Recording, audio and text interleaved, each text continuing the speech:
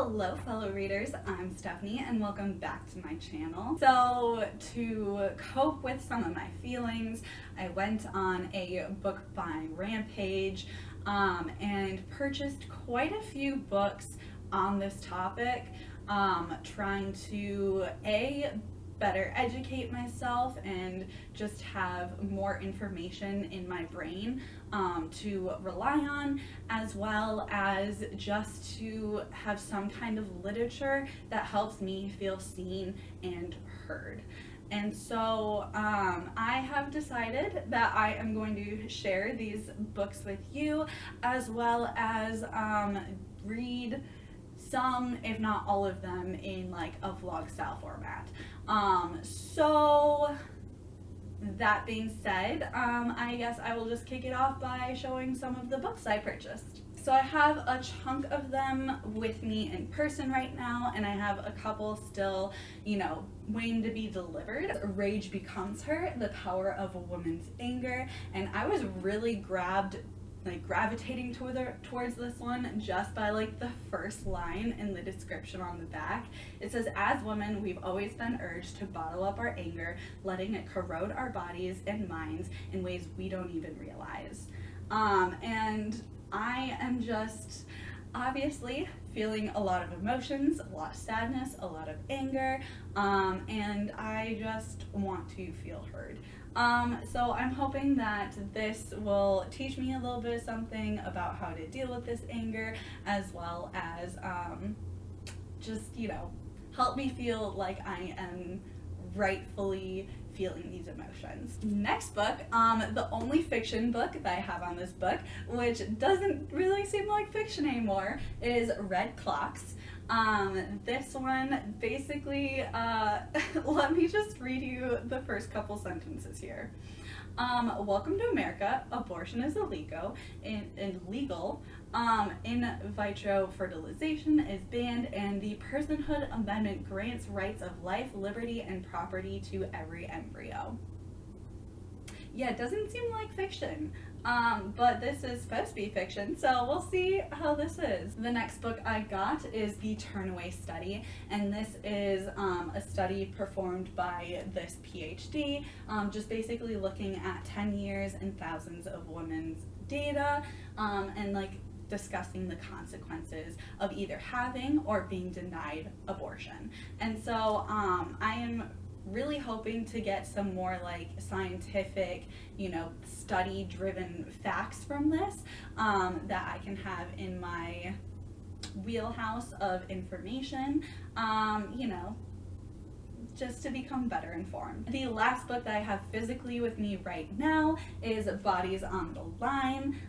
This one is just kind of discussing the front lines of fighting to protect abortion in America. So I'd love to learn more about what we can do at this point. So I wanted to really quick recap this book.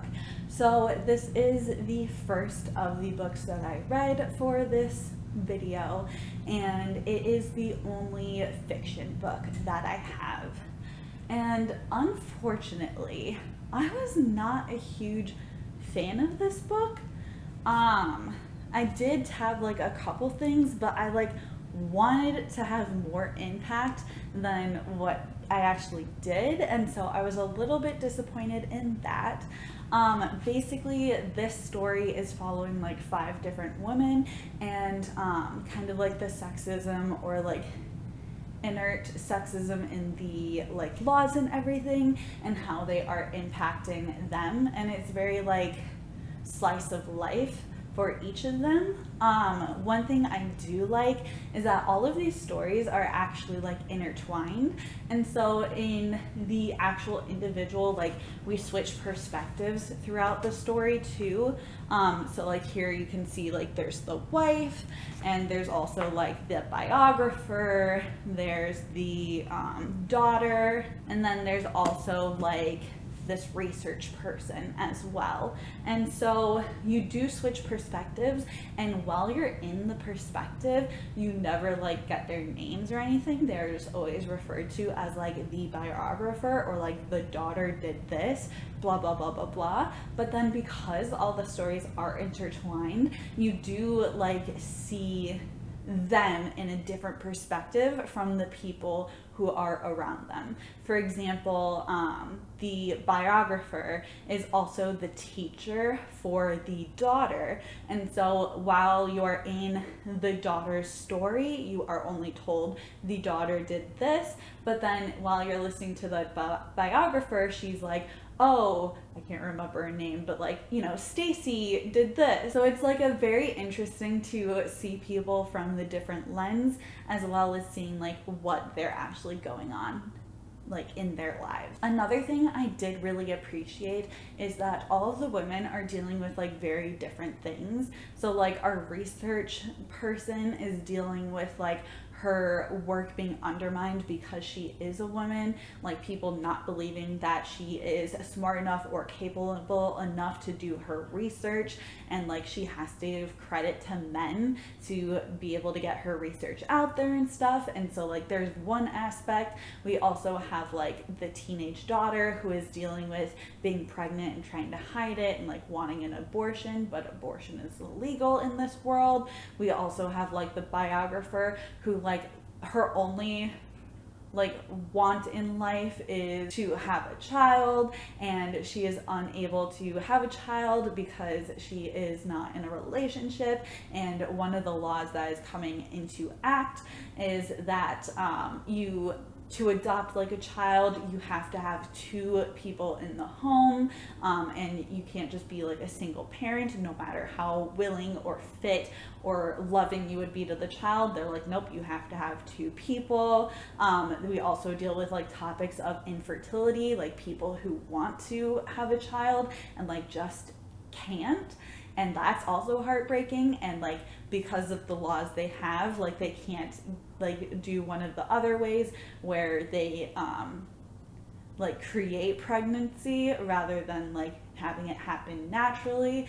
And so there are just like so many different perspectives in this book that I really appreciate. It was very interesting to be able to broaden my horizons to the amount of issues and like how emotionally draining and it can be to be in these situations as well.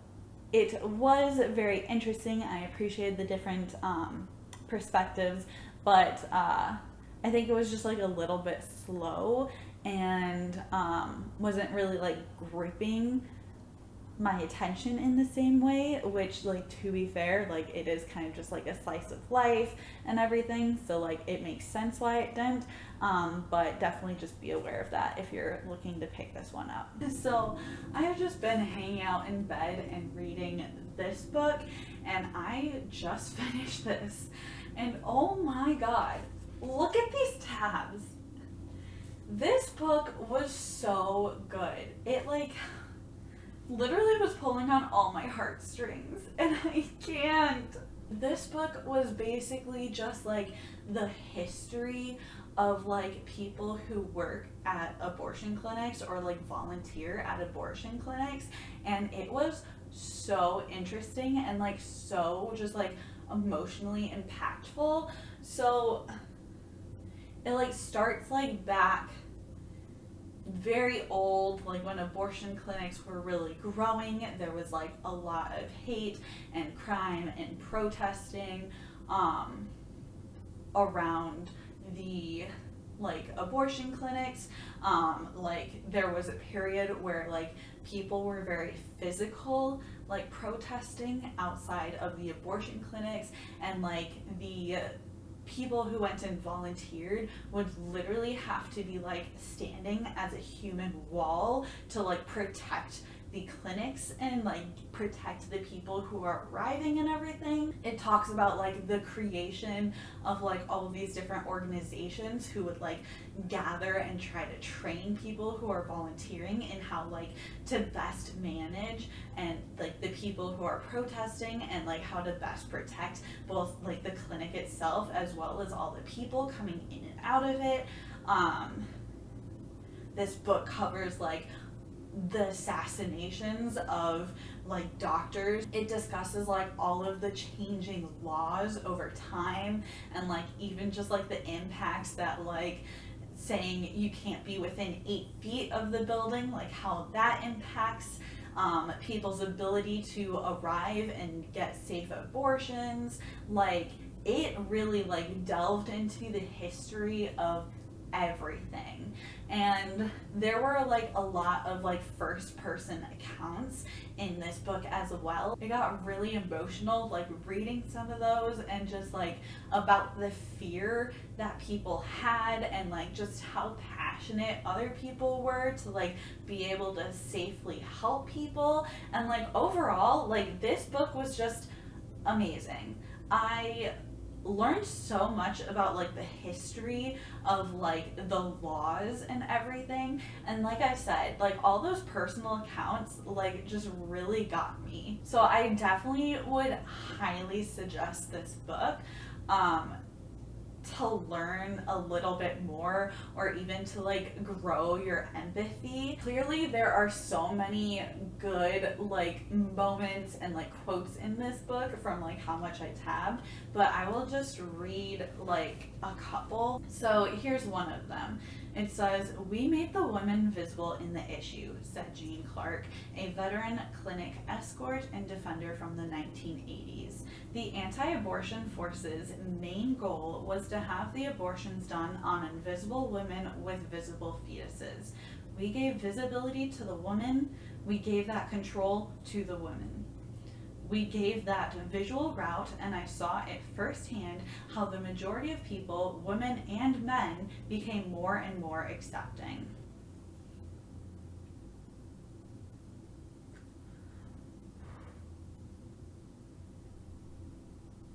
I'm sorry, I was just looking through some of the quotes, and there was this one that I completely bawled at, and I immediately read it and started tearing up again.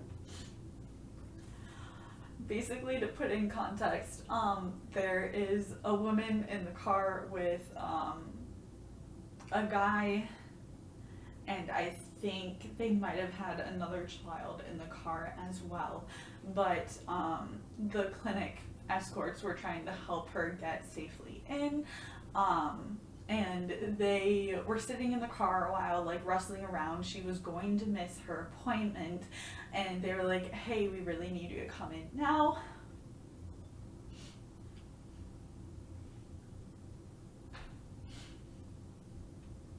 And the abortion services cost $150.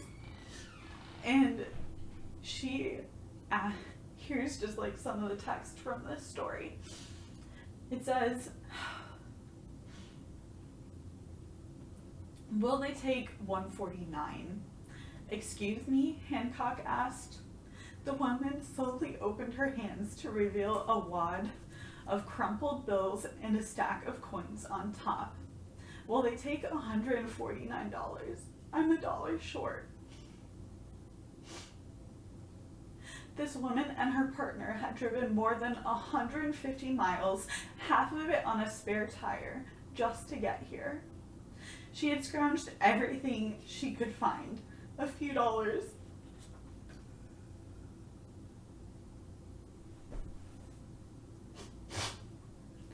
A few dollars from neighbors, quarters from under the car seat, in the hope that it would be enough to afford a legal health care service in her home state.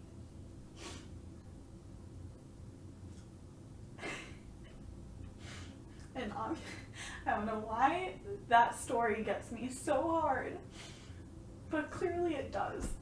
Literally reading the one quote off the page as I'm flipping through the book, and like, here comes the waterworks again.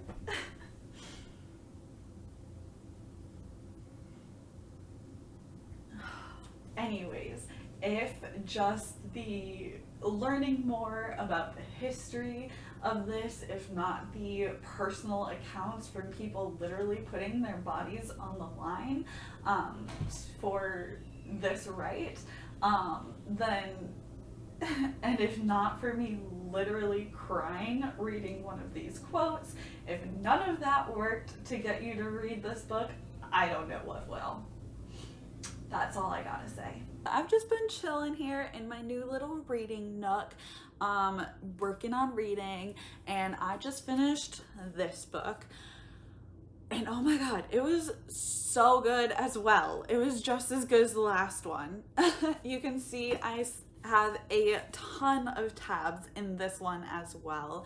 And oh my gosh, this was just like so like educational. I definitely like don't think this is like for everyone, because this one is like a little bit more dry because it is like a doctoral study like kind of thing, and so it's like very much structured like an academic work paper like kind of thing, but the author does like mix between every chapter like a individual like story as well, from like one of the people who participated in her study. And so like they did try to do things so it's like not as dry, and I'm sure like if you didn't just like sit down and try to read this in one like sitting, it probably would be like less dry than what I had experienced, but regardless, this had so many like facts and like data that like I definitely appreciated, like actually, you know, understanding someone who's done the scientific research into this. So that is super interesting. And like even just like evidence of like how it's like literally an academic paper. Like at the beginning of the book, they start out with like all of the introduction like things, like a note on the terminology and like a note on like the statistics of this study, and they like start with the conclusions and then they delve into the conclusions deeper in each of the chapters and like the actual data and support behind it. So like I just actually really appreciated that about this book. They were like up front, here's what it is, here are our notes about like, you know, these are the areas that we've researched, and like we might not have specifically researched this item, so like that is still an item out there that people need to do research on. And like they are like, I'm not making a statement on that because that is not what we researched. Right at the beginning, they go through like, here are the stats about like who we had involved, like is this a representation of society or is it not a good representation of society? Like, you know, it just, I really appreciated that like really thorough like academic analysis and like preparation to this book. Throughout the book, like there are like a ton of like charts and stuff in here too, like with all the data and everything. So like it really is like legit a thesis and like a doctoral study like put into a book, and I personally find that amazing,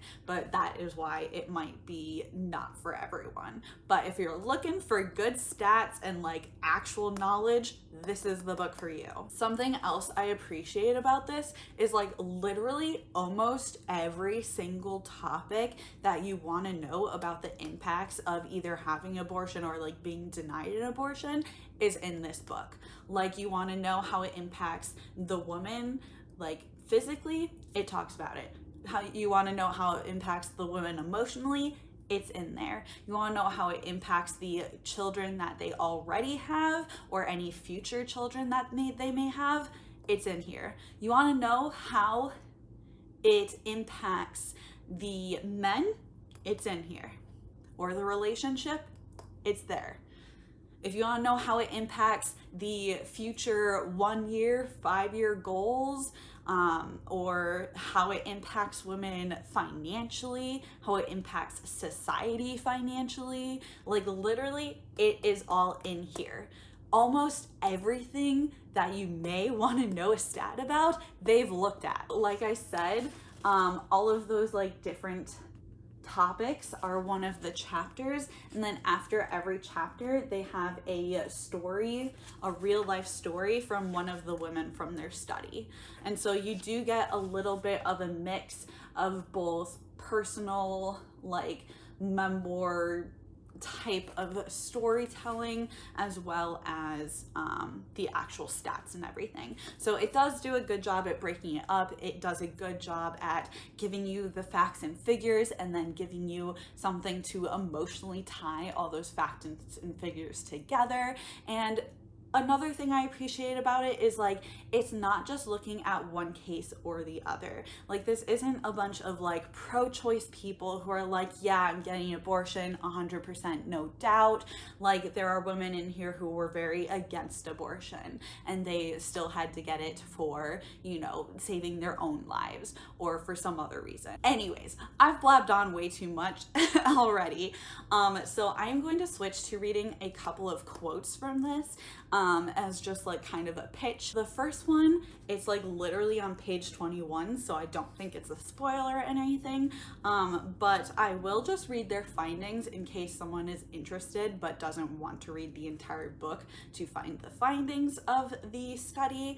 But like I mentioned, this is just like the overall findings, and like all the data and everything is going to be in the rest of the book. So if you want to like have that knowledge of the background, like actual study, like facts and figures, like come with facts swinging, you probably will want to read the rest of it, but here's just like the overall findings.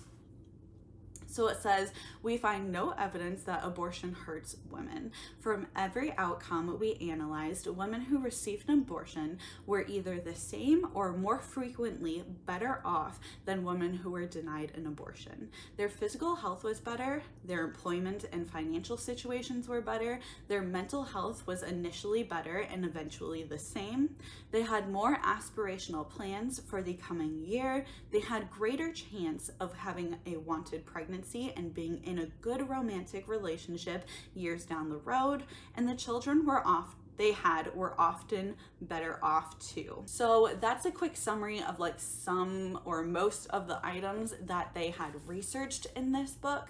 And so like I said, if you're interested in learning more about any of those, it will be different chapters in this book. The next quote I want to read is from one of the personal stories told by one of the 10 women they chose to specifically tell their stories of.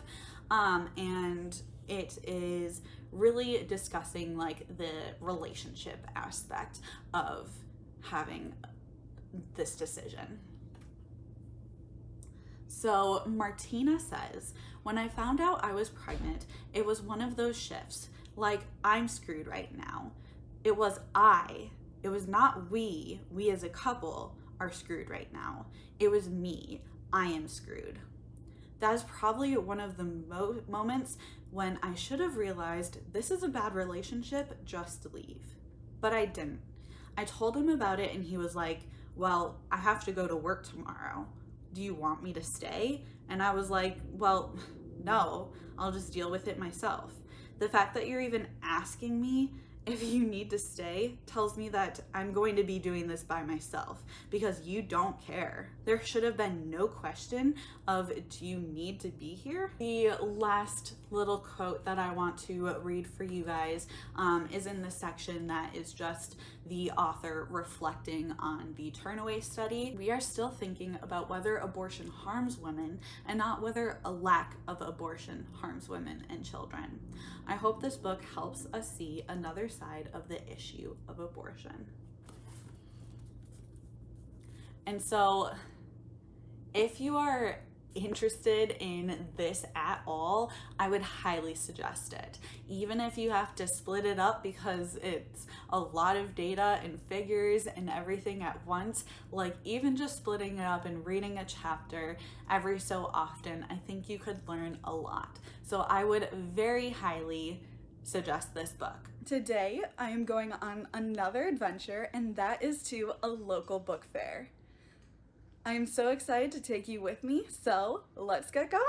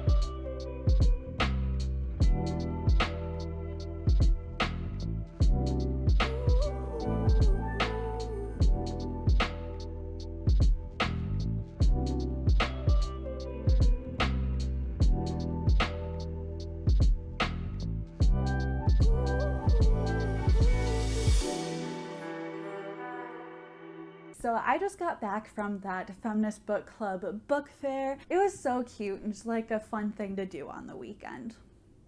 So we got there were a bunch of booths. There were like some booths that were like authors, as well as other booths that had like bookstores there.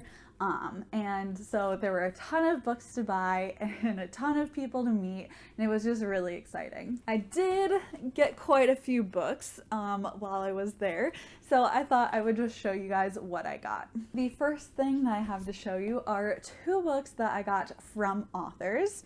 So this one, looks like it's going to be like a very fantasy heavy type of book. This is a bunch of like short stories from this world that the author created in their other books, and just the cover was so pretty, and the short stories, he said this was also his highest rated book as well, so I thought I would check it out. I'm so excited to kind of delve into this different world that they created. This book is like a collection of 15 different stories that are basically addressing like the expectations that like women have, and they're all along the lines of like, quit being so good, quit being so smart, quit being so mad, like all those kind of prompts. And so I am super excited to check out this book. I also got it signed by the author, and like she dedicated it to me and everything, and so I'm just like, this is super cute, and I'm very excited to check it out. It's pretty short too, so I'm excited to give it a little read. The next books that I got were just from some little like bookstore stands, and so I got a couple that I've heard of for a while. The first is The Maiden Ship, and the second is On Earth We Are Briefly Gorgeous. I mean, they had all those like bookstores there, and I just couldn't stop myself, so I got a couple of books from them. Additionally, one of those bookstores had some really cute stickers, and so I got like a bi flag like book stack, and then I also got this like romance book stack. And I've read so many of these ones and love them, so I was like, it's just so cute. And so very happy with both of these. One of those bookstores was also owned by this author, and so they had a bunch of these little previews to their book, their next upcoming book there, and so I grabbed one of these to check it out. This cover just looks so pretty, and so I'm very intrigued to see what this is about. The last set of books that I got was from another booth, and they had so many fun things at their booth. The book that I got was Girlhood, and this one I was told by the people who were there like will change my perspective on some things, and so I'm very excited to see what this is about. It's like a set of essays, and so I'm very intrigued to see what reading this is like. That same booth had a couple of blind dates with a book, and so I had to get some. There were so many different genres there, and it was so hard to decide on just like 2 of them to get. But the ones that I got say for readers of Madeline Miller's Circe and the Marvel version of Loki. It is a feminist reimagining, magical realism, has queer vibes, and it's all about mythology. And then what's really funny is on each of them they put like a negative review on it too. And so a disgruntled Amazon review is, the characters sound and act as if they were modern day tweens. The other book that I got was it has I Laughed Out Loud and You Will Too. It is a fiction and a rom-com mystery, and it just says murder. The 1-star Amazon review says, I just started this book and I'm already tired of her potty mouth. So I am sure I'll try to like incorporate these into some kind of fun video. I'm very excited to see what they are, and I'm just excited. The last item that I got was actually this super cool booth where they had a bunch of these cool TBR cards, and they had them laid out on the booth and they looked so pretty, and so I was really excited to get these as well. They were telling me that they were using these as a way to break out of like what they normally read and kind of expand their reading, and so I am very excited to see what these are. I'm also thinking maybe I'll do like a fun video or something related to this, just as a fun way to use it. So those are all of the items that I got from the Feminist Book Club book fair. It was a great time. They had like a drag queen reading hour. They had like the authors speaking, and they also had like book bingo and stuff. So it was just a really fun event for people to come spend some time and have fun. I just finished the last book that I was hoping to read for this vlog, so I just wanted to come give you my thoughts on this and then wrap it up. So that being said, let me just start talking about this book. So this is Rage Becomes Her, The Power of Women's Anger, and this book is another like nonfiction written about just the impacts of women's like anger, having to suppress it and hide it and kind of that stuff. And it was a very interesting read. There, as you can see, were plenty of things that I had tabbed as well.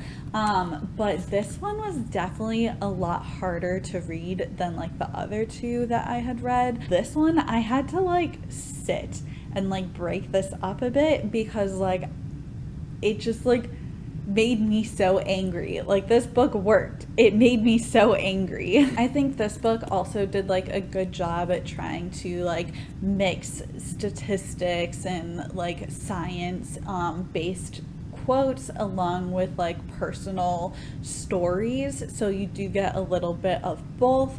But the one thing I would say about this is like most of the time I felt like it wasn't very well like organized, I guess. Like they did have like specific topics for each chapter, but I feel like within that it just like branched out so much because it was a lot of information and so many different topics. It made it harder to kind of flow through the book. This definitely is like a good book for like getting a more just like holistic opinion on like women's lives and what impacts us, whereas like the other two books were very focused on like abortion. This one just discusses a lot more than that. Like we discuss like the whole like even when we were like in preschool and like how we're like trained from there, like going through school. We talk about the workplace.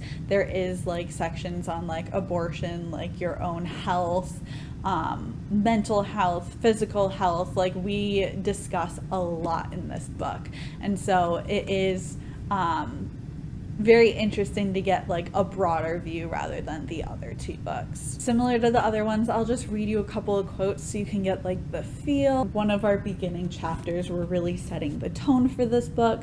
We also have the quote, "Because of the prevalence of boys and men's perspectives, girls learn early to put themselves in boys' and men's shoes. A girl's imagination would be a barren place if she didn't." For this like mother's rage section, I felt like this was a great like all-encompassing final quote.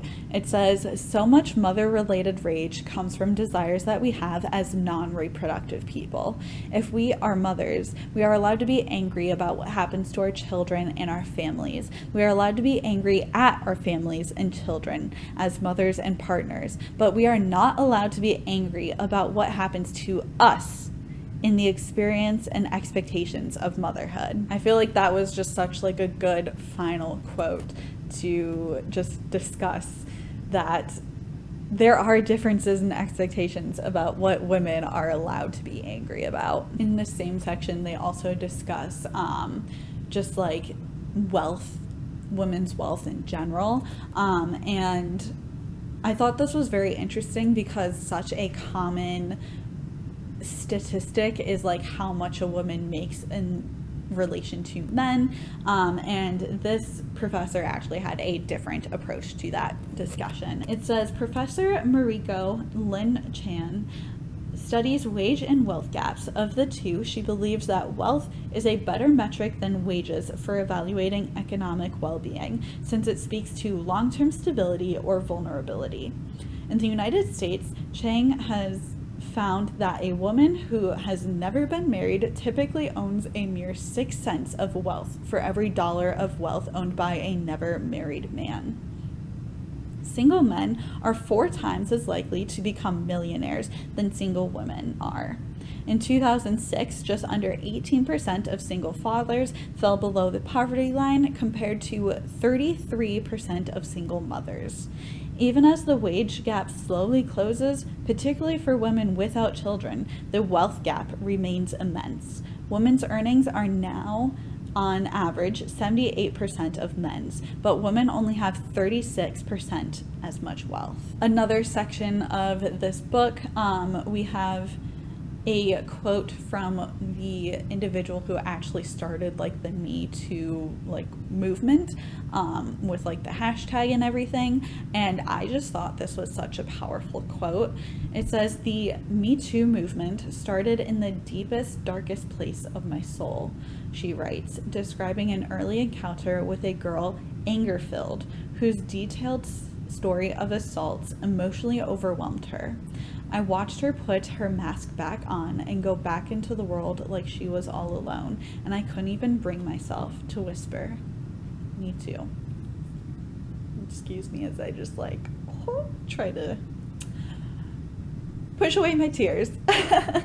But I think that's such a powerful quote because it just really shows that like prior to this movement making it like a common discussion, making it known that like you're not alone, like that is how people felt. And like especially even the part about like putting a mask back on to go back into the world, I mean other places of this book it also discusses like, you know, how again, like this whole thing is basically about women like masking their anger and trying to repress it and things like that. And I think that is just like such an accurate feeling. I just wanted to leave this with one last like super powerful quote. And it says, as feminist writer and activist Ijeoma Olu eloquently put it, "If you wanted to avoid our rage, maybe you shouldn't have left us with so little to lose." So these are all of the books that I read for this feminist vlog. So that is my final ranking. I certainly loved reading all of these books. They all mean so much to me, and I'm definitely going to be taking these like into the rest of my life. I will not be forgetting these. So very excited about that. And I had such a fun time going to the Feminist Book Club book fair, and that was just so much fun. I loved seeing all these other people and talking with the authors and the vendors, and it was just a lot of fun. Until next time, keep reading. Bye.